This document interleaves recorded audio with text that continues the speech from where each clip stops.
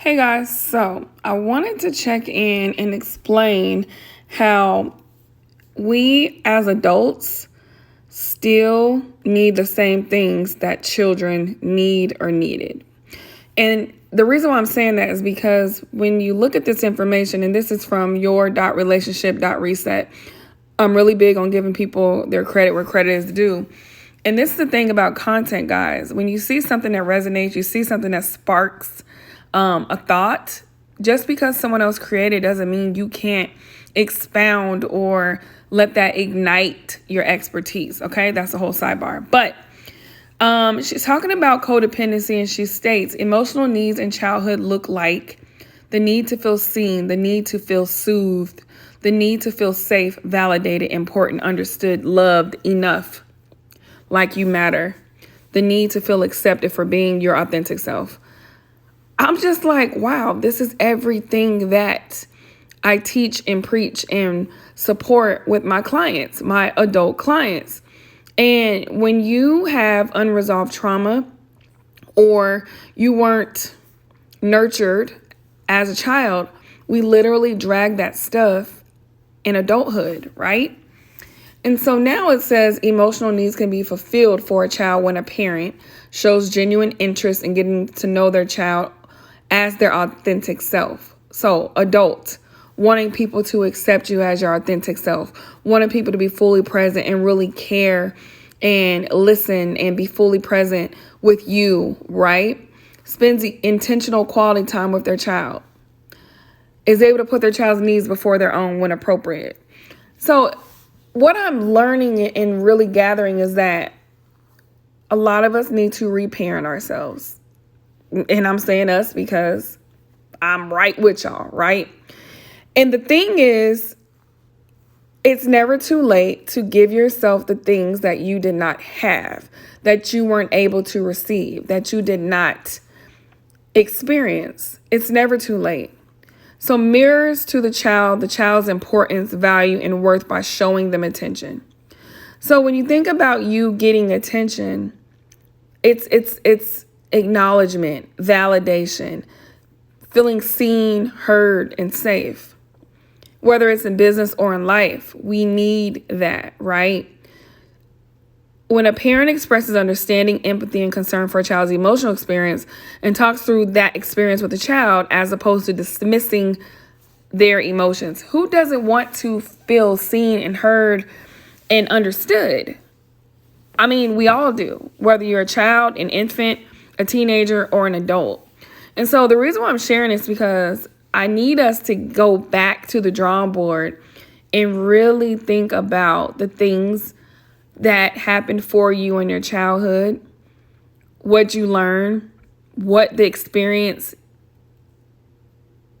how it impacted you, how you're going to leverage it and not let it hold you down, but lift you up. Because once you do that kind of work, that is when the magic starts happening. When a parent is unable to meet their child's emotional needs and the child begins to create negative core foundational beliefs about self and others based on this experience, let that simmer in your soul now. Plus, develop unhealthy behaviors to manage the experience of emotional abandonment, insecure attachment, self-betrayal, self-abandonment. So let's go back to this, okay? Because I want to make sure you guys are really, really getting it. When a parent is unable to meet their child's emotional needs, the child begins to create negative core foundational beliefs about self. So when you are not getting your needs met, let's just take it from a business, right? Business perspective. You're struggling with imposter syndrome. Let's say you didn't get the warm and fuzzy growing up, so you already kind of maybe lack confidence. You put yourself out there, you're doing all the things, and you still don't get any sales. You still don't get any validation. People still don't resonate. In our minds, it's not, oh, try, test, and tweak. It's not, let me go see what I need to switch. It's, I'm not enough. They don't like me. I don't matter, et cetera, et cetera, et cetera, when that's not it. However, if that is how your brain is wired and those are the things that you've always told yourself, when A plus B doesn't equal C, you will continue to do that in life and in business. Okay? In adulthood, you subconsciously fear having to re-experience the feelings of abandonment, and the fear drives codependent patterns of relating.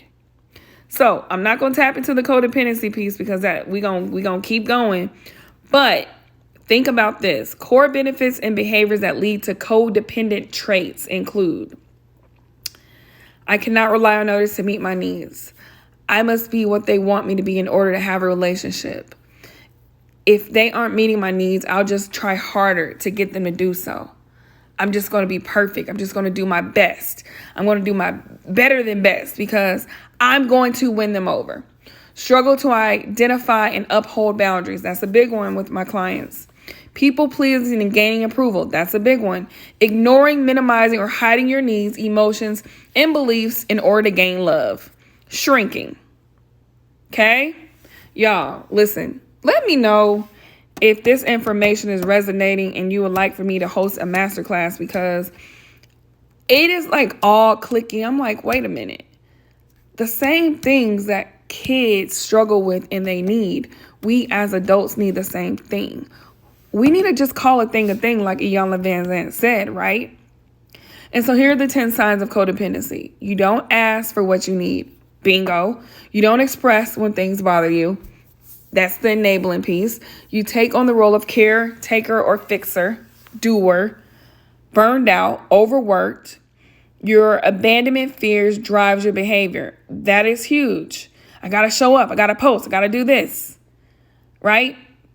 People got to see me. People got to see me.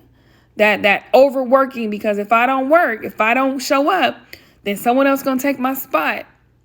You adjust or drop your boundaries to please others. Your behavior is not aligned with your values. Baby. You put people's comfort before your own. That's huge, guys. You don't ask questions or speak up for yourself because you fear a negative response or rocking the boat. Man, I got to get my girl TJ Self-Care because she's the codependency expert. But let me tell you, a lot of this is mirrored in entrepreneurship, in the work that I do with my clients not doing their inner work, and they need help with that. But when we uncover it, all stems to childhood. But as I'm reading this codependency piece is freaking major.